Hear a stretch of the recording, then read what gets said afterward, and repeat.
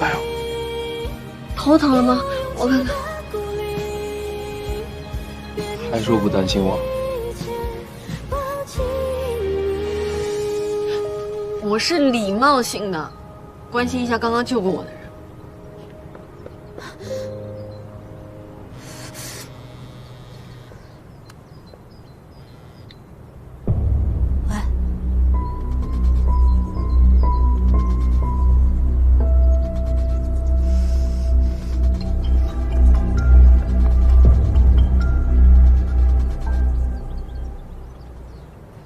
喂，我知道了，我马上回来。说是工作组的人到公司要了解具体情况，我得先回去一趟，我先送你。不用了，你先去忙吧。王阿姨应该很担心你，我去跟她报个平安。你跟他打电话就行了，不要在这儿待着了。这个时候一定要注意安全。知道了，你去吧。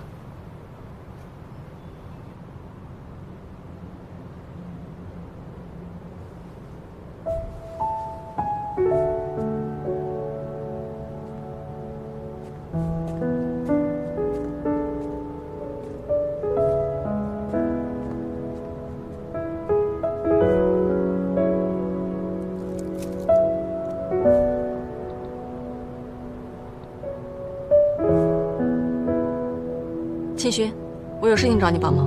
我现在去办点事儿，一会儿联络你。行，那我在老伙计等你。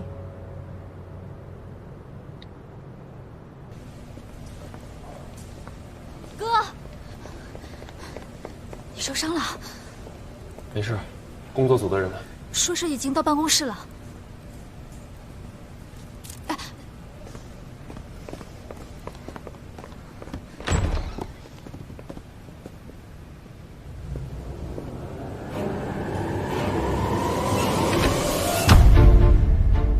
陆总好，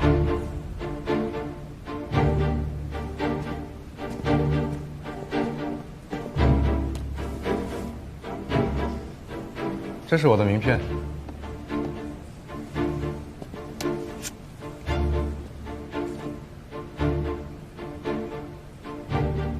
果然是你啊！看来我不仅要应付的是一场商战，我还要打败一个黑暗骑士。区政府的领导非常重视品上在这次古巷改建项目上出现的问题，特地委托易华集团对贵司的工作进行合规审查。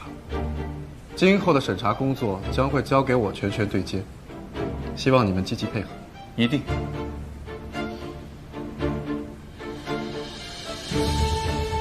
要不我们坐下聊吧。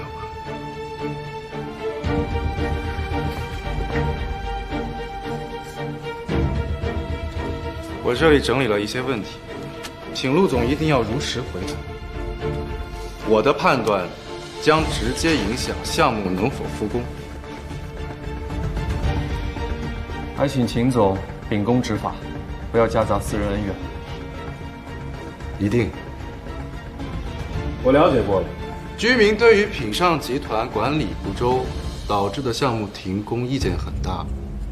陆总会揪出具体负责人承担责任，平息怒火吗？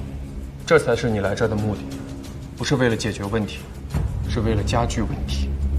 这个项目的负责人是不然，之前的方案也是他提出来的。你还真是习惯性的把责任都往顾然身上推。陆总，这就是你们的企业文化了。放心，品上有自己的担当，负责任的事情也不劳您费心。我听说设计师陈曼妮是杨幂挖来的，陆总这是偏私啊！刚才还提醒我不要夹杂私人情感，陆总，这可是双标啊！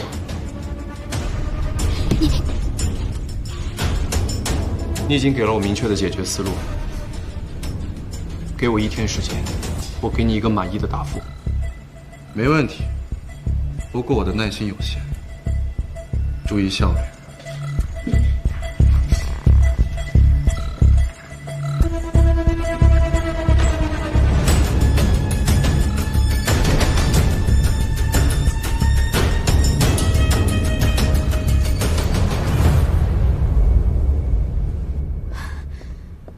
有这样一个同父异母的哥哥，他竟然为了不然加入了易华，还专门来针对我们。是我亏欠不染在先的。品上为不染提供了一个展示才华的平台，他应该感谢你才对。你知道，这不单纯因为工作。我跟他分手，是我对不起他在先。我们还是把心思放在怎么应付秦巡吧。易华主导复审，那么以我们公司内部的人已经不足以服众。四期，要用最短的时间聘请国内最权威的专家，和我们一起复核项目设计和用料，要让最挑剔的人挑不出任何毛病。可是秦巡提出，品上要有人为这次在管理上的失职承担责任，这才是他来的真实目的。秦巡这次的确是有备而来，古巷改建也一直都是不染在盯，这次的问题又出现在材料上，那是不是不染？想都别想，我是不会让他出来背锅的。哥，你真的忍心眼睁睁地看着我们辛辛苦苦赢下来的所有，一切都回到原点吗？我已经受够了失去的滋味了，我不想再承受一次。你就算是为了我，为了公司，选择一条牺牲最小的方案，好吗？好了，我不想聊这个问题。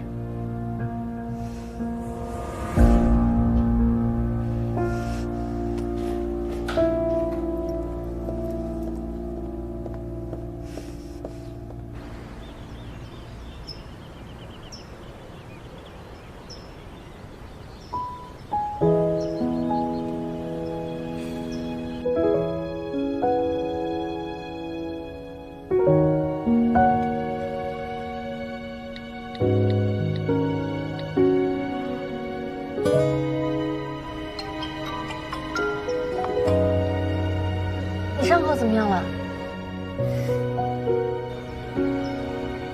我没有关心你啊，我只是……你要是再不关心我，我伤口可能真的好不了。那你等着吧。工作组的人有为难你们吗？只能说是来者不善。哎，你干什么？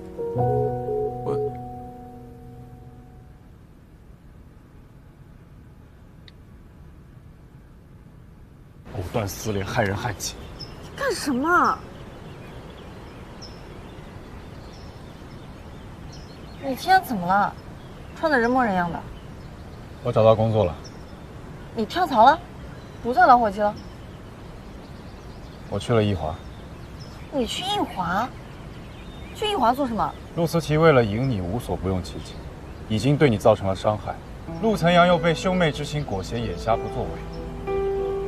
我只好小小的教训了他们一番。就因为这个，你就联合易华让古巷改建项目停工了？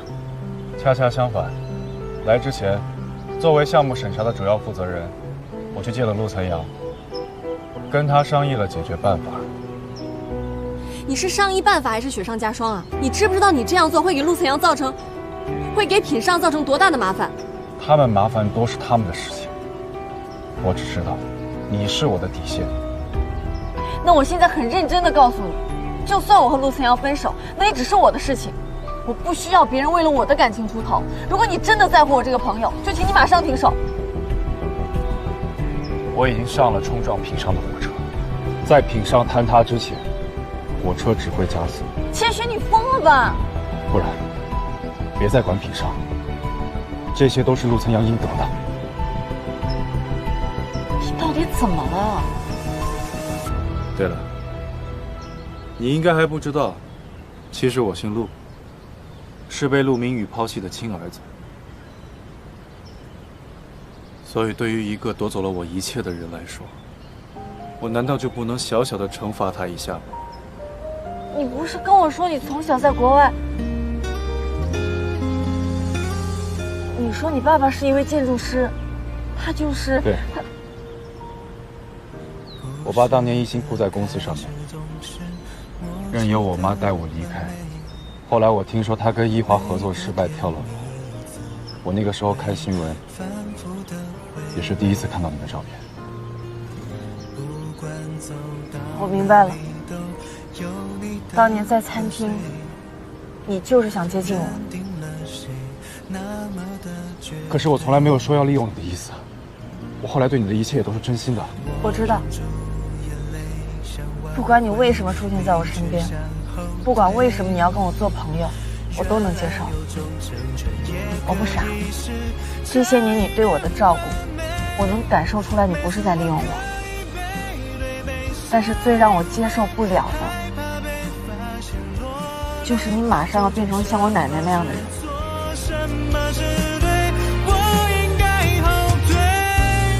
每次你笑得有多美，我就会假装心中伤悲。你的爱太完美，我应该捍卫。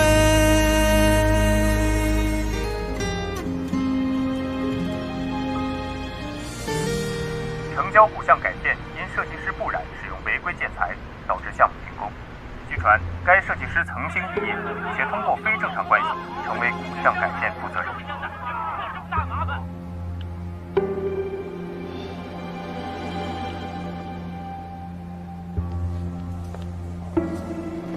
哥，你看到了吗？这次我们必须要舍掉不染了。古巷的事情，怎么会涉及到不染？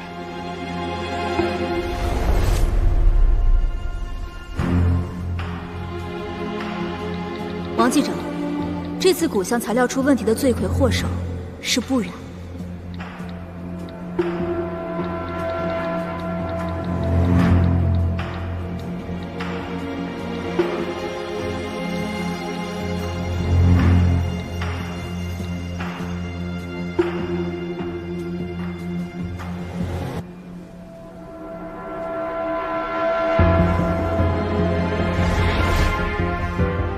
看到我的朋友圈后，自作主张的跑出去被人针对，这怎么能怪我？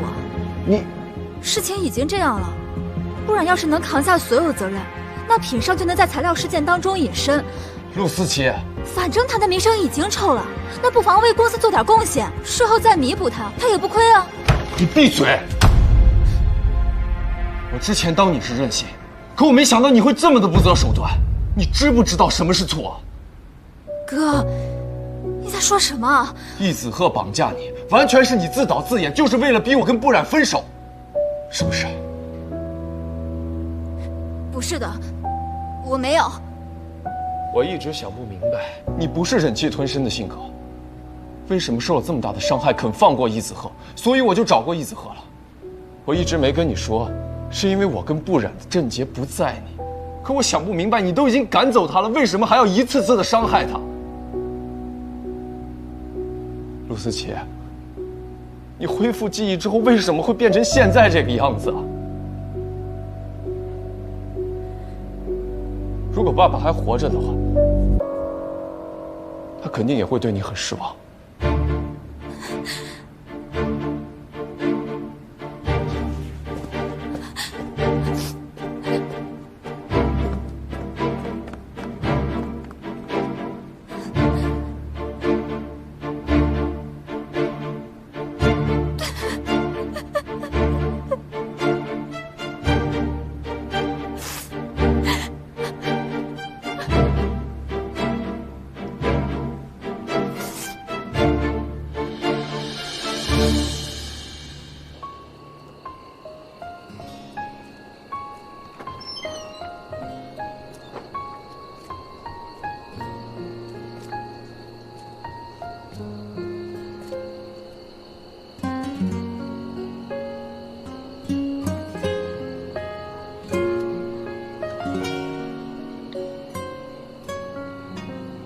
我们的回忆快要过期，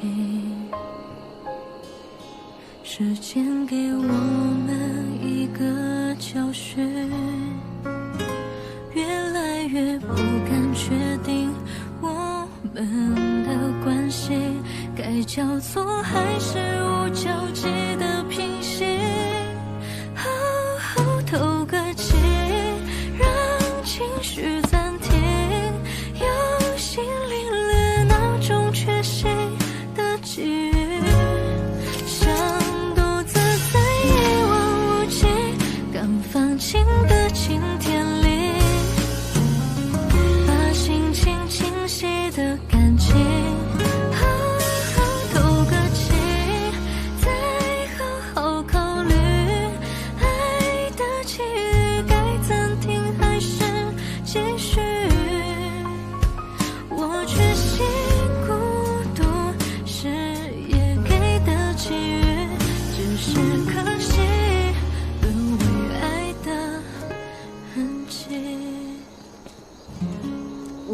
天过得好吗？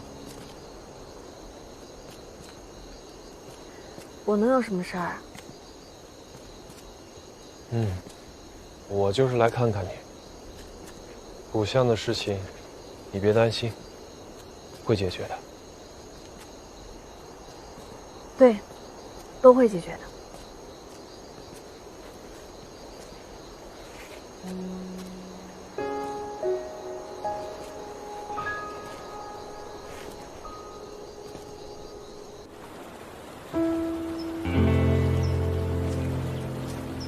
陆总不是该忙着处理古巷后续吗？怎么有时间找我？聊聊合作吧。我退出品上，你去做你该做的事。我就是在做我该做的。你的目标不是品上，你的仇人也不应该是思琪。你可以对我不满，你是我养父的亲儿子，他生前的理想不能就此中断。还有不然，他就想做一个好的设计师，不要把他牵扯进来。好啊。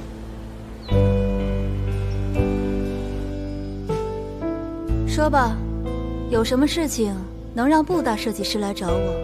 杨幂，上次的事情我非常抱歉，当时我确实以为你说和易子鹤在一起是气话，没在意。但这个不是我这次来找你的原因。我知道古巷需要人负责，那我应该就是最合适的人选。网络上的新闻你应该也看到了，大家都认为这件事的根源在我推荐的建材上。既然这样，我觉得由你出面组织公关文，把所有的责任都推到我身上，这样古巷也有复工的希望，品上就能打破现在的局面。我听明白了，你是觉得这次你肯定逃脱不了，所以倒不如留我一个人情，对吧？建材的选取上我确实没有严格的审核，是我的失误，我愿意承担。好啊，我同意。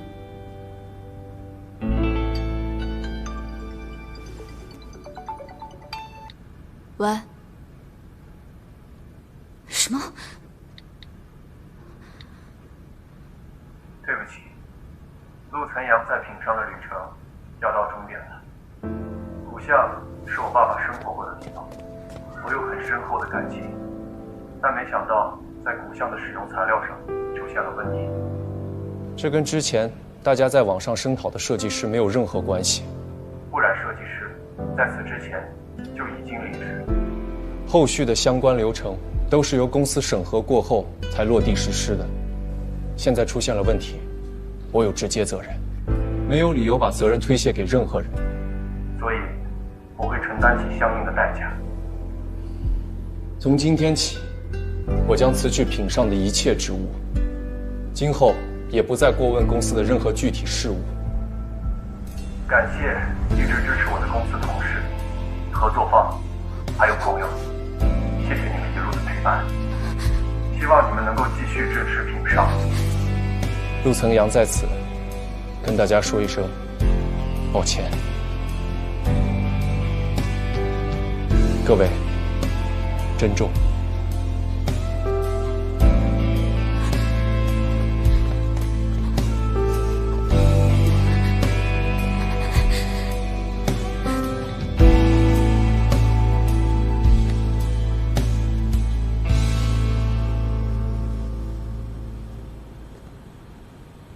这下你满意了？关于品上在项目上出现的问题，我已经挑不出新的毛病，我会尽快提交给相关部门。我持有的股份，我会尽快交割给思琪，当然也有你的份儿。我付出了我的代价，希望你遵守约定，让古巷顺利复工。古巷复工的事情，我已经有想法了。再说，你现在想管，也没有任何资格。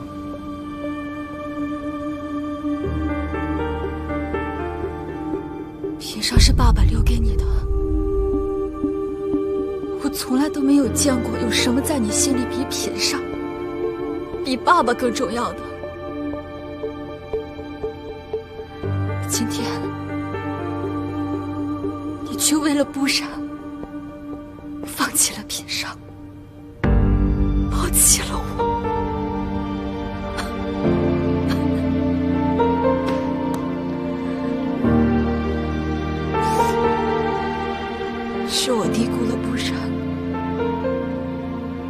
低估了他在你心中的位置。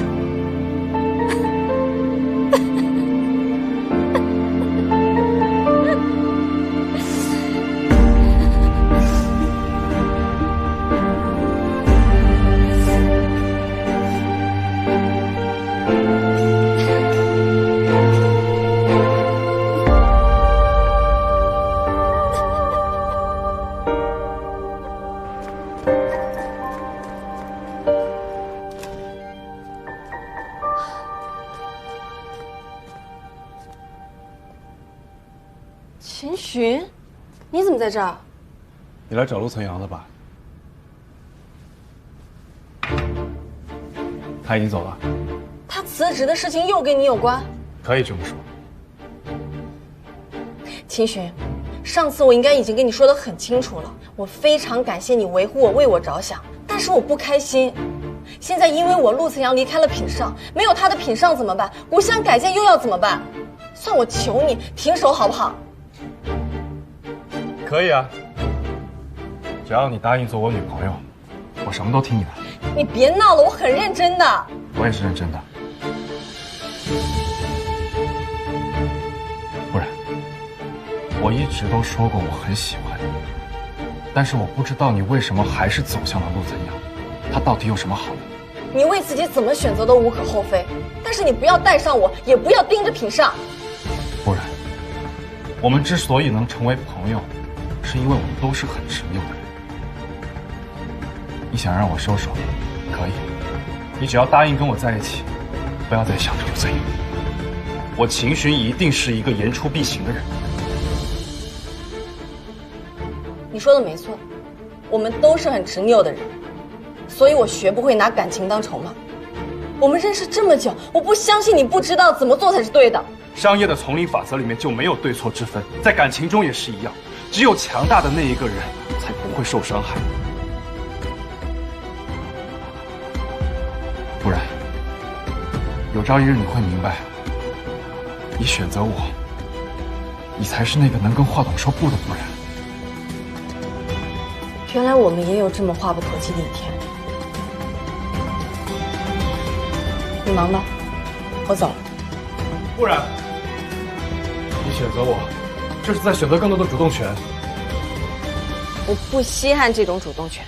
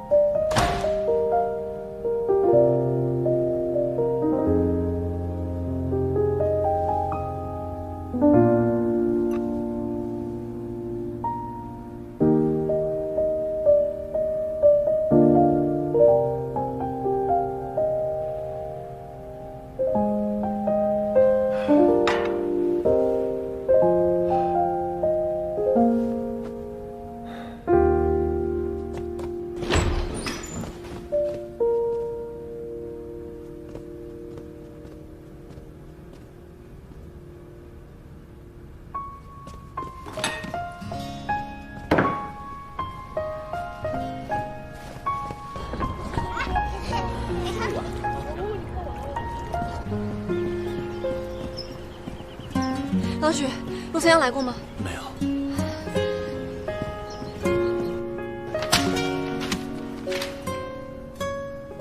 你们什么意思？公司的项目一天比一天少，我们可不想每天来公司只能看新闻。安静的只剩下呼吸，独行的流云候鸟倦了心，各自平野的旅行。走，走。我们的回忆快要过期，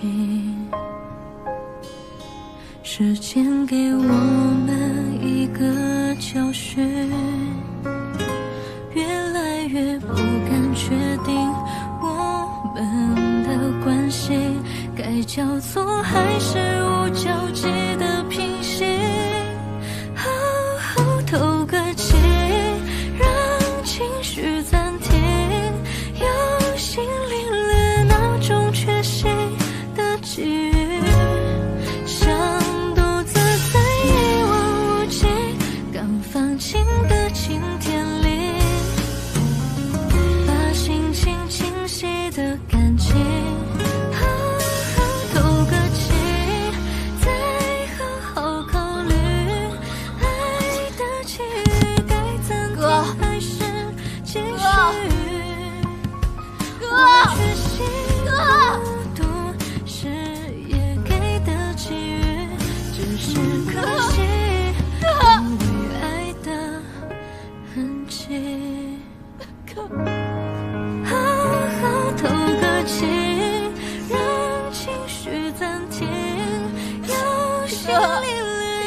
到哪儿啊？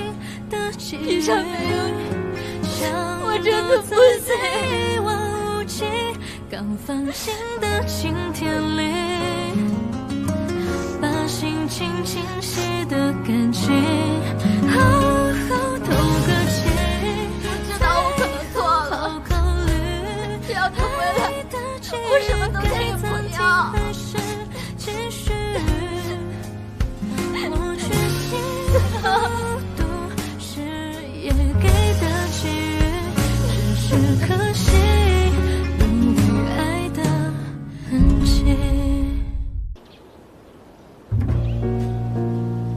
陆晨阳搞什么飞机啊？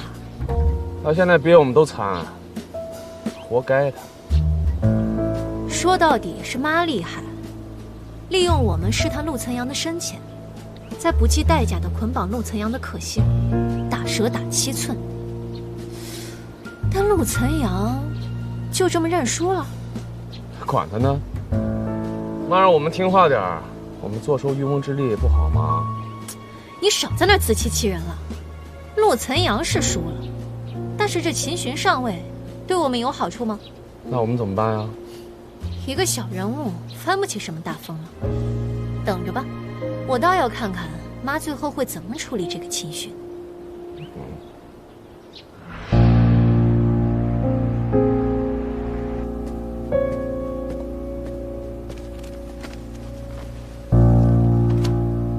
华董，这些都是品上过去的合作项目，请您过目。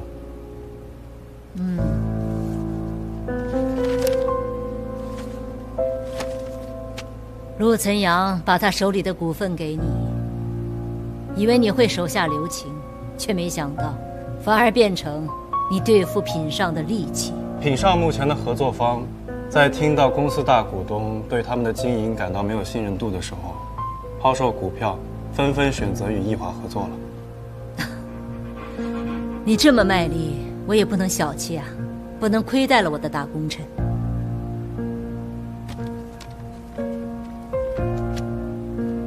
这份股权转让协议，上面的字，字字真金白银，含金量十足。本来是给我的大儿子准备的，我现在对他不抱有任何的期望。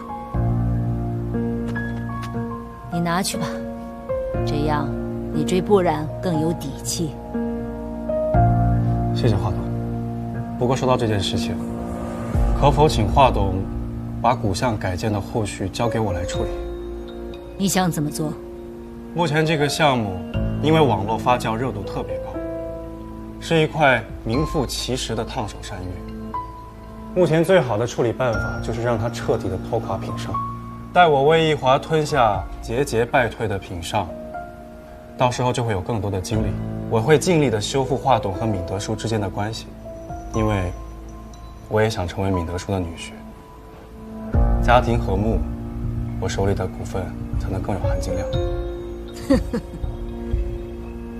你小子真会呀！那好，我等着你回来一起喝庆功酒。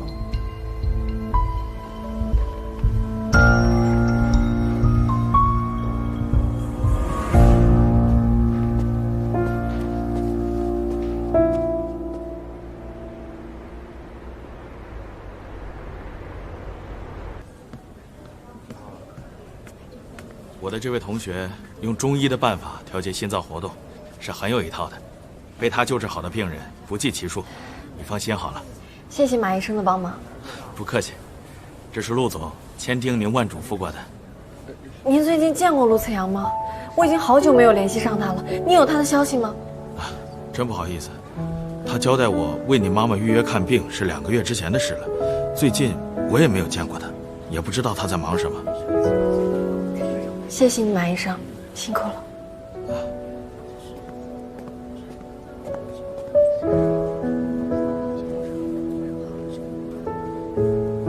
这个没有责任心、没有道德感、没有同理心的陆彩阳，把项目和妹妹丢下，自己跑出去玩消失。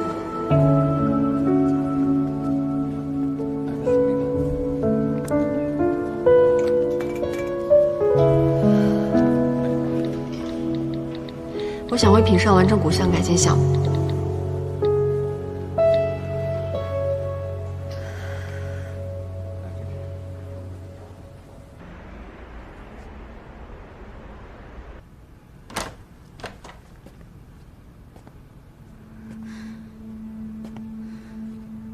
你来干什么？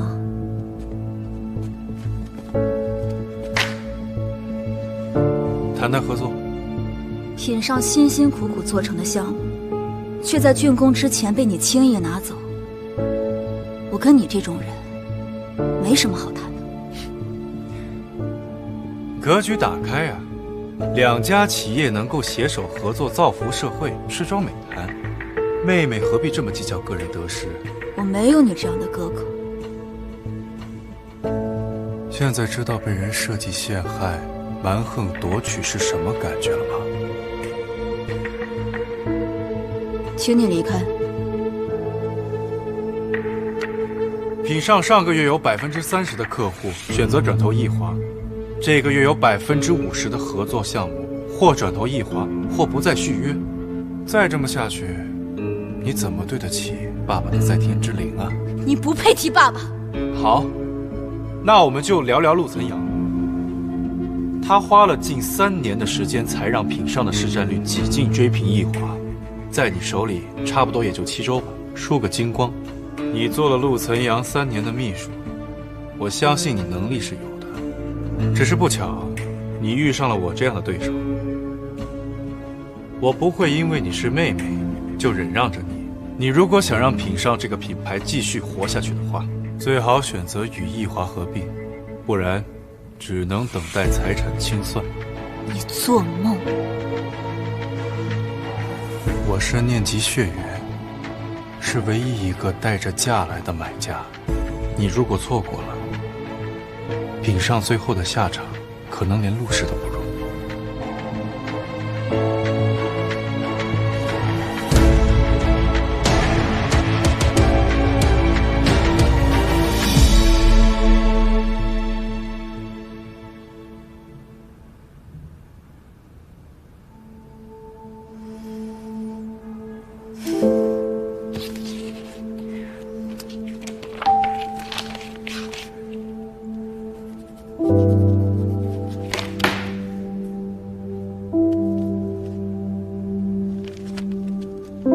对了，本来易华呢是不想接手这个被你们搞臭的古巷改建项目的，不过有人想要有一个完美的收尾，我让他来品上，负责古巷改建的后续事务，没问题吧？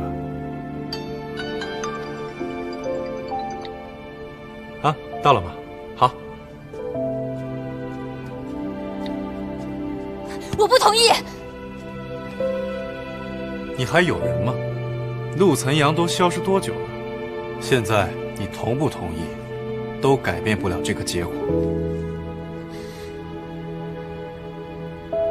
思琪，你再也不能像过去那样，仗着陆岑阳对你的溺爱任意妄为了。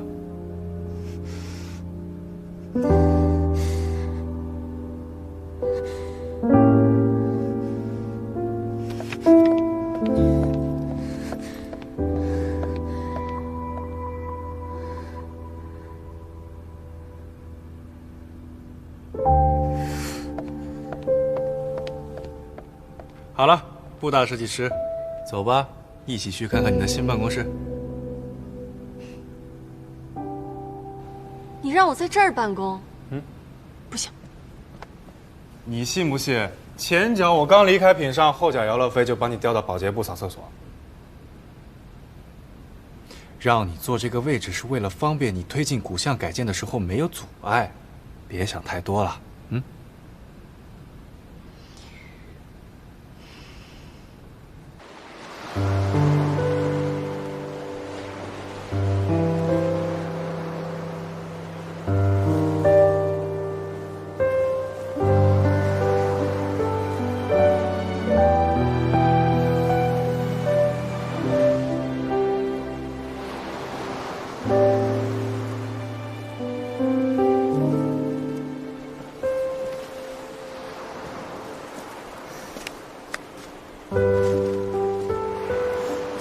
该来的还是来了。明宇兄，你的儿子来看你了。你父亲的骨灰就撒在这个海里，对着海水鞠个躬吧。明德树，负心汉沉入海底的骨灰，只会让我想起我妈当年那些痛苦的回忆。我知道你恨你父亲，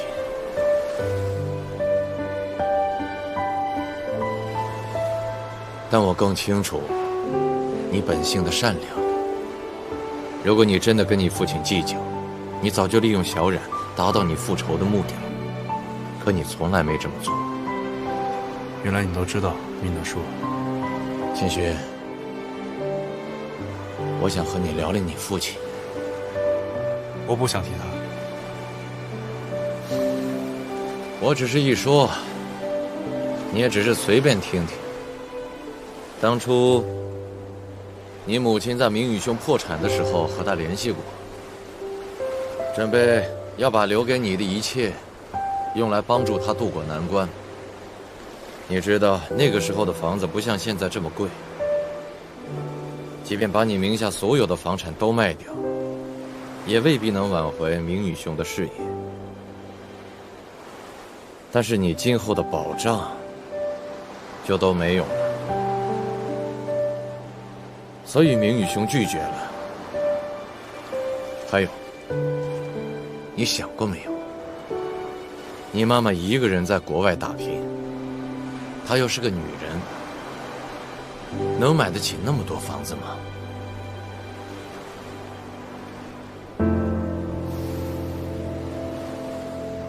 明宇兄和我说过，之前他和你妈妈因为误会，所以分开了。他对这段婚姻充满了愧疚和遗憾。你这是在为他抛弃妻子找理由。我只是告诉你我知道的事实而已。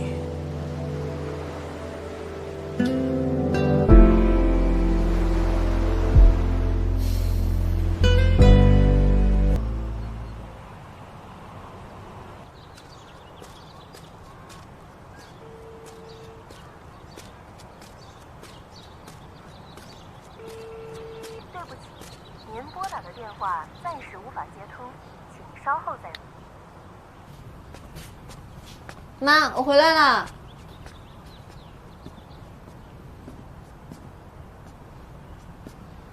妈，我爸呢？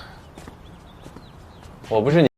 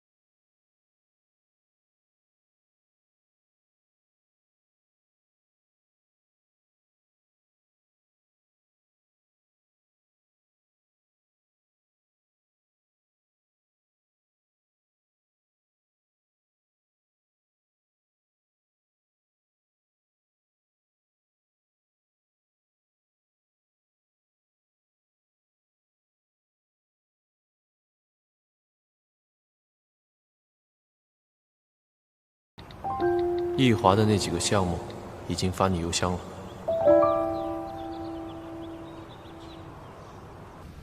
针对建材材料的调整，大家有什么好的想法，都说说看。这个是我们讨论很多次了。之前采用老木件的初衷，我们都赞同，但这种材料的确不好找，还容易出问题，所以我们想用新型材料。虽然外观上有瑕疵，但不会出错。你们都是这样想的？是，也只能这样。思琪，你怎么想？修旧如旧，是我哥的要求。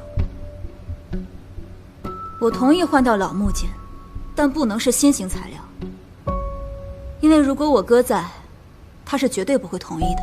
那对材料上你有什么想法吗？要是我有，那要你干什么呢？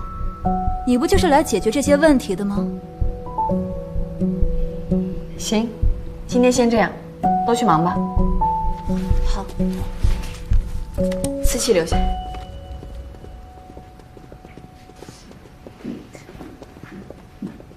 不然，你不要以为你坐了我哥的位置就可以对我呼来喝去。那我走。你。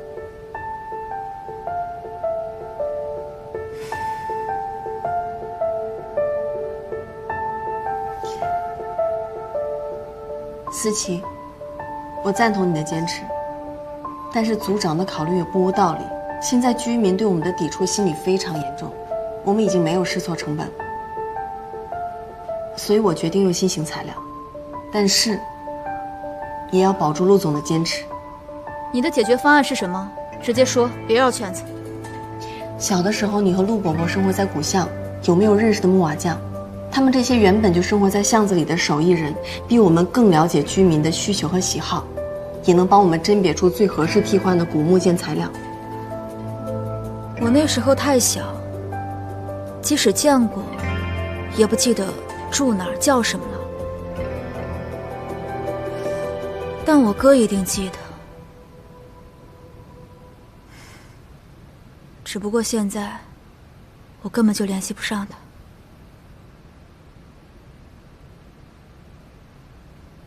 行，我知道了，你去忙吧。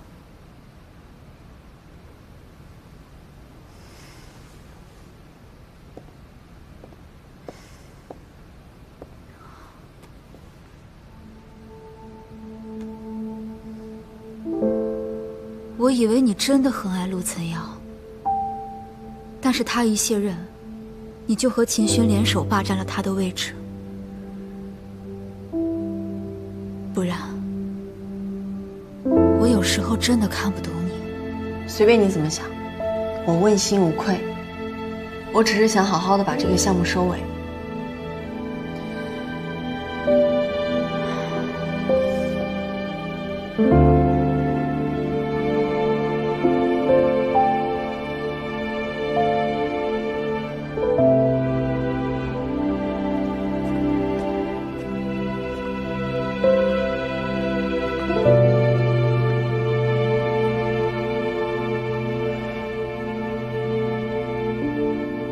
就知道这么晚没回家，在加班。当这菜市场呢，逛这儿来了。我想去哪就去哪，你管不着。私闯办公区域，性质可是很严重的。那你报警吧，报警把我抓起来。来啊，来啊！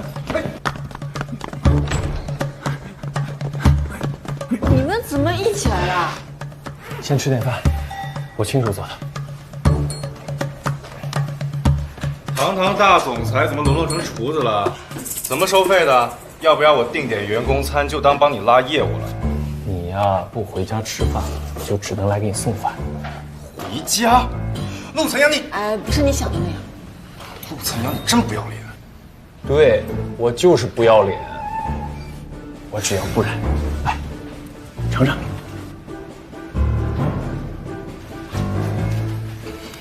尝尝。警务室吗？赶紧派人过来，现在有人私闯办公室。秦轩，你来真的是吧？不然呢？你现在还有3分钟。这样，你先回家，我忙完就回去。我再陪陪你吧。还有2分钟。那个，你记得吃啊。5、4，我在路口等你。3、2，记住。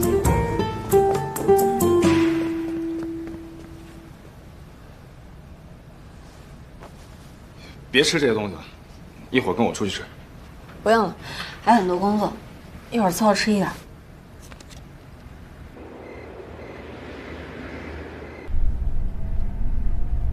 今天开会，陆思琪没有为难你吧？没有，我能感受到，他虽然嘴上还是很排斥我，其实心里很依赖我。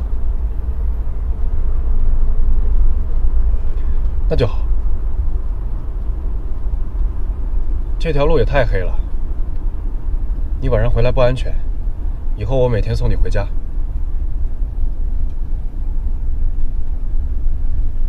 今天辛苦你，明天开始我早点回来。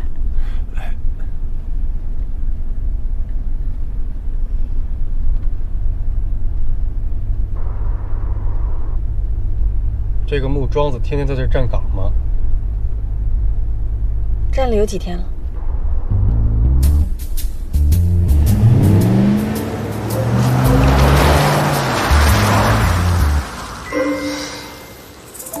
幼稚。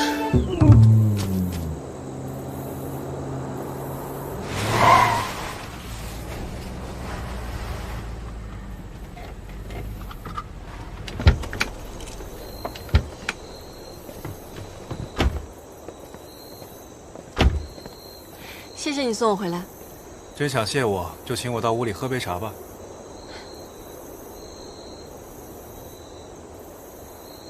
下次老伙计请你喝。够美。走了。路上小心点。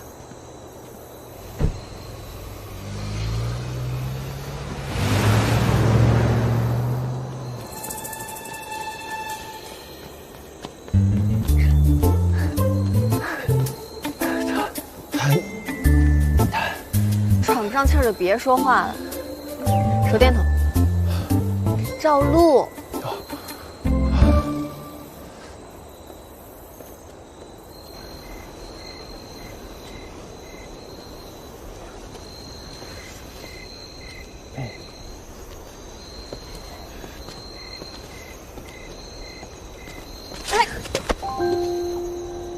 没事吧？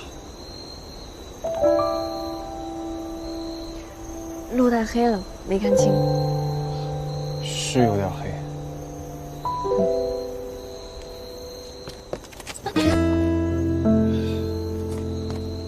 我背你。干嘛？你害羞啊？又不是没抱过。那能一样吗？在我心里没变过。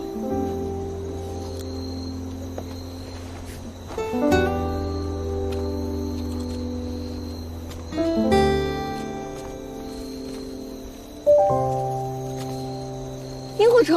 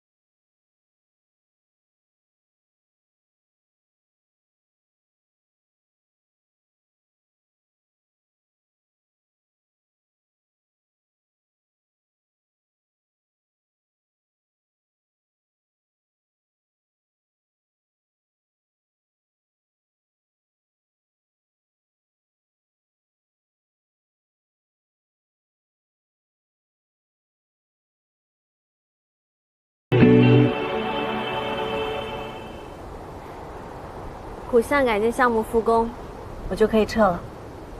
接下来就靠你了，思琪。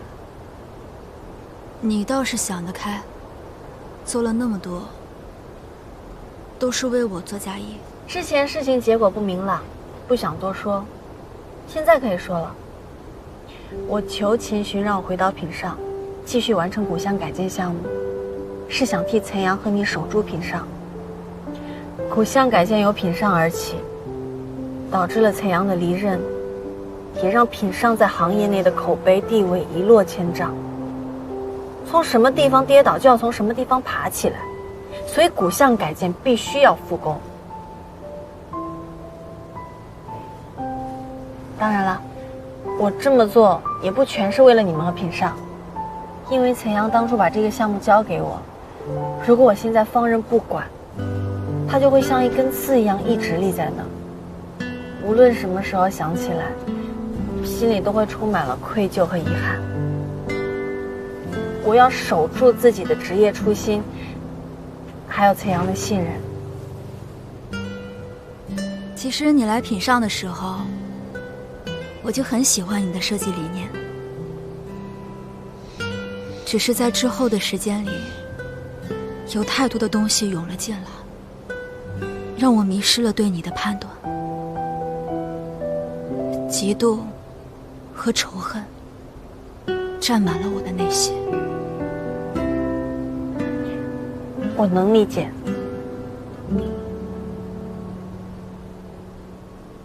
你倒也不必那么宽宏大量，因为我的确做错了很多事情。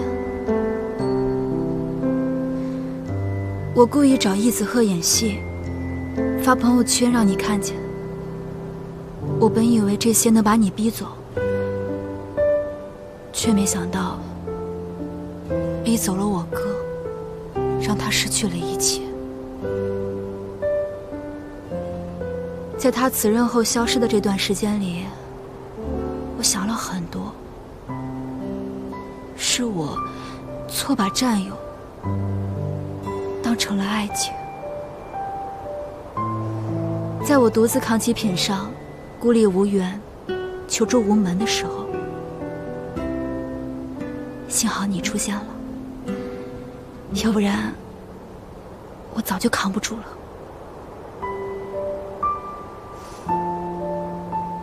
在这段时间里，我的亲哥秦寻对我下手毫不留情。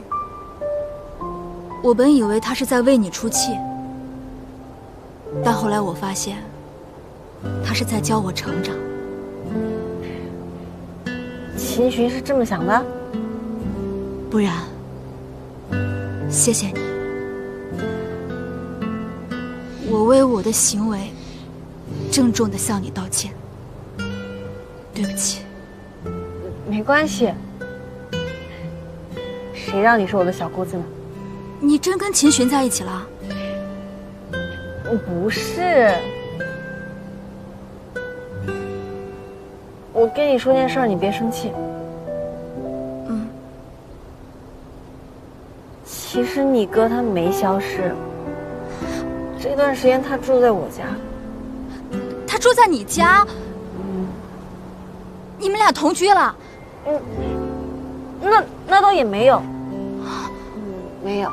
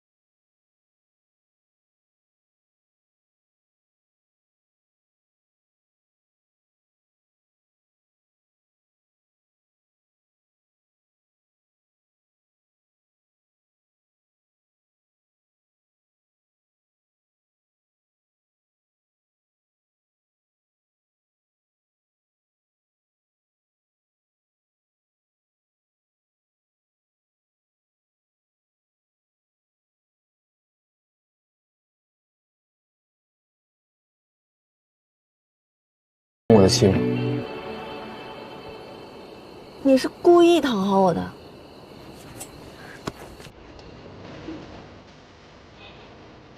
放开！我不是讨好，我是想要道歉。之前私自消失让你担心了。我以前总是站在自己的角度考虑问题，忽略了你的感受。现在，我想。